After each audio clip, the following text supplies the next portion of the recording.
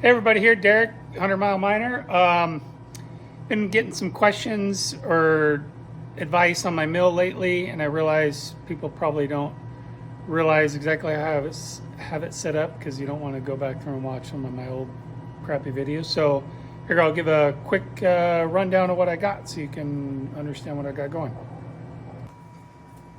Okay, so this is where it would start. I need a new belt for this conveyor.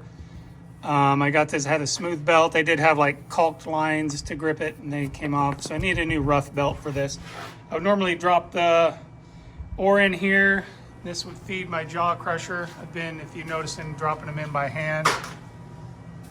Jaw crusher, which dumps down into here onto this conveyor, this rough one. That's what I need on the other one, which feeds up. And there's a little more in depth on where I got this stuff if you want to look at Gold Ore Mill on a Budget, previous video. Anyway, that conveyor brings it up here, dumps it on this vibrating screen. So it usually ends up about 1/2 inch minus into this hopper. The oversize goes into a bucket and I just refeed that through the jaw crusher. And then this conveyor feeds my Stoughton Roth impact mill up there, and I run it wet so it's not super dusty. So this is the part that you really can't tell in my videos, but down in here I have a classifying screen which is currently on 20 mesh just for testing purposes. And then hooked up to this drill here, I have a rod that goes through, and it has a weld on one side, so when it turns, it bumps that plate and it vibrates this screen, so it classifies it.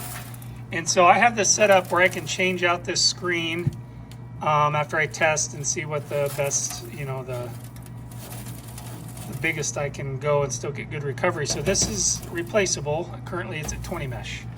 So it'll go through there, have a water bar in there, and it dumps out here and dumps into the hopper for my Mount Baker Mining metal shaker table. And lots of videos on how these work you can check out. So my number 3 here goes into here, and that water overflows into a bucket, which goes into this other tailings water that pumps to another tank. And this is my dewatering screw. I just made this out of something I got for free, and it brings the tailings on up there and dumps them out a bin on the other side. So that's it. I'll give you a quick rundown how it works. And and then the water system over there. I got the 3 big tanks. I fill those with irrigation or rainwater in the wintertime, and I run a pump out of those so I can keep a steady pressure at all times, and that works really well. So anyway, if you got any advice or questions, feel free to leave them in the comments.